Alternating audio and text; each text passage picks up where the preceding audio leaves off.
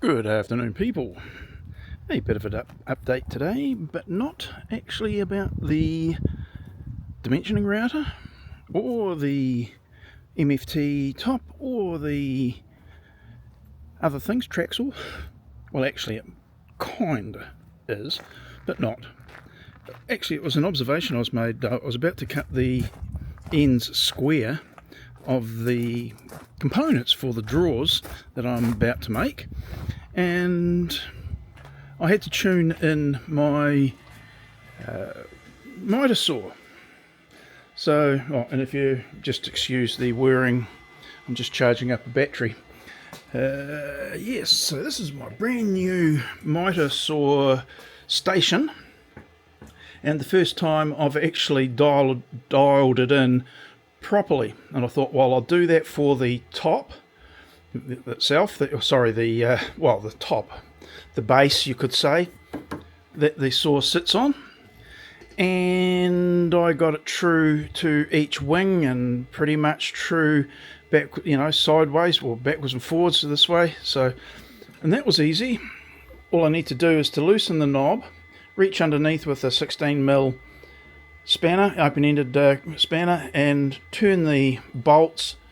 Then once I've got it to height, lock off the knobs again. Couldn't be much easier than that.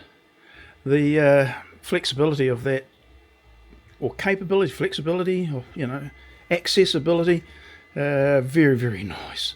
Don't have to worry about this too much, bolting that down, because it's just sitting there by its own weight, which is flaming heavy. It's not a very friendly thing to move around on and off a building site, I can tell you, or around the property even, but it's sitting there. I was going to fix it down, but have thought otherwise. It's well located. It can't move sideways because I've got a bolt in there thrusting against the body of the miter saw itself, and another bolt down that way, so it can't move sideways, which also means it can be tuned sideways if I ever put registration pins, tapes, or whatever out the side here. So that would be a good facility to have in a top, and it really is just located in the front and the back by a rather sturdy bit of steel placed in there against the feet, pushed up, and ditto at the back. So now you can literally just pluck this out at if it's necessary to take to a job or take outside to do anything, and then put back in, and you know that everything is still spot on. There's no bolts or anything else to worry about. Now, just a wee bit of and this is just more of a workshop one rather than the Dave's Diary type of things that we've been doing. I was tuning this in, and you're able to, of course, like all saws, you can tune it in. You just get the Allen key out of there, put it in the back appropriate place, and put your engineer's square. Actually, I'll just drop this down with one hand. So I just dropped it down, put the squares, the engineer squares, on the bed itself, and trued up the blade. It was slightly out, so wee bit of tweaking of that. So hopefully that's better now. When I say a wee bit, it was just a tiny bit. Then I thought, that's okay for the plunge side of things. What about the in and out bit? So, and this is the thing that I want to make an observation of. Do you check your square with the plunge type action or the push type action?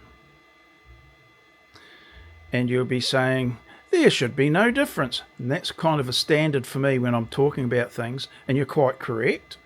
However, when I was doing it, I did note that I was having trouble getting a constant reading when I was... Now, I'll unlock it again. When I was dropping it down and pushing it.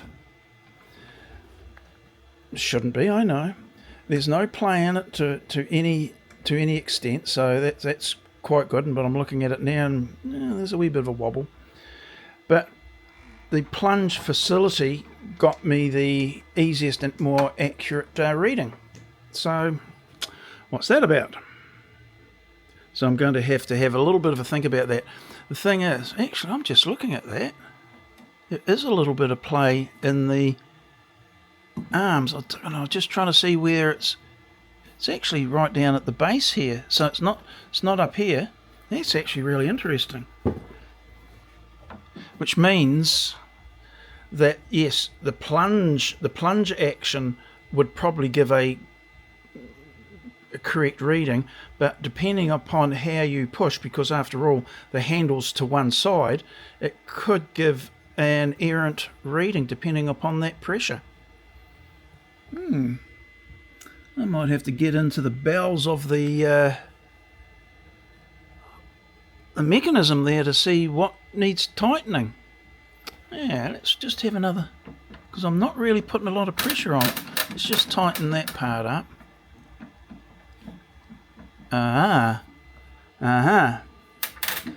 Okay, that's for the tilt, the lock, the tilt lock.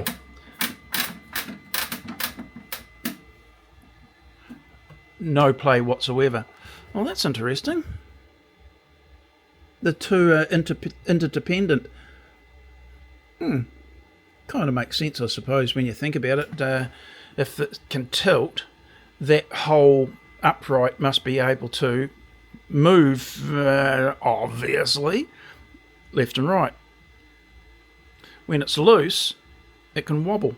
It wasn't, I didn't tighten it when I was checking it. It's always tight. Normally it's always tight. Otherwise, the least little bit and, you'd be out. So, no, that is rock solid. Well, there's a point. When checking your square for your saw, which I'm going to do it again now, tighten the knob, because that will take the play out that's inherent in the head, the whole mechanism, which is flaming obvious when you think about it. So there you go. Well, when you stop laughing at me, yeah, the obvious sometimes is the things that gets overlooked, because it's so flaming obvious, no one would forget it, would they? Yeah, someone did, or wasn't aware of it. But yeah, normally I operate it with it locked, tightened up. But yeah, I didn't have it tightened when I was checking it for the square. Oh, what a muppet. Oh well. Got to laugh at something, don't you? Might as well be to me today. Yeah. The one thing that does annoy me, and I can't understand why would the engineers, and I'll get this wee one. This is a dead nuts accurate wee square, this. Hang on, I'm with you. Just reaching for my stool. When the engineers in the infinite wisdom created this design, they put these grooves in the base plate for no apparent worthwhile reason. Okay, so let's say there is a reason, and they've actually got a moulding in the bottom of this, which to me again is, well, why? It doesn't serve any purpose that I'm aware of, and therefore it does. But why then would they put the inserts at a different level? And you'd be wondering why it's not the Makita blue or teal, whatever colour, and why is it pink? It's because I've built it up with several layers of masking tape so that it doesn't rock, which needs more work on now because it is rocking again. So why would they want to do that? Now they would be saying, oh David, you should have nothing in the saw that would require support at that point. And they're kind of right. But it's really annoying when you're trying to dial small things in and you've got no point out here that's flat. The argument might be, well, that zero tolerance tape that you can put on there, I think it's generally yellow, and then you can cut it and you can get the zero tolerance for your inserts here. Oh, that's why they've done it. Really? And possibly is. And again, comes back to you shouldn't have anything here that could possibly require support at that point. There may be even a comment that, well, you may want a little bit of tolerance there, and I would counter that by saying no. But you know, if anything dropped, but you really want it supported at that point. Yeah, what do I know? I only use the thing. I never built it or designed it, so there will be probably reasons, because they don't generally do it for no good reason. But yeah, just one of those little annoying things that I have noted is a... Yeah, anyway. Going to double check the square again and go cut the ends. I've got all the pieces ready to go. I actually use some... I use some Danish oil on the edges on... hang on, I'll just move it. Hang on, other side.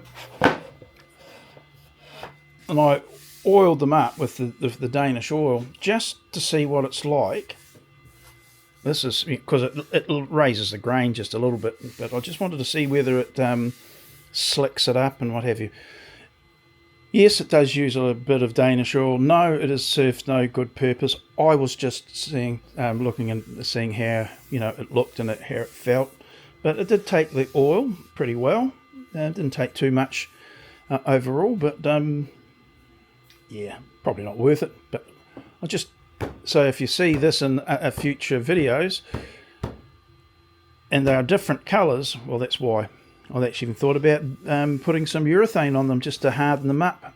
But really, oh, that is so smooth. And as I said when I did the other video talking about this, that has come up as smooth as the actual surface of the melamine. Oh no, sorry, of the custom wood. When you get custom wood sheets, it's got that really hard gloss surface, smooth surface.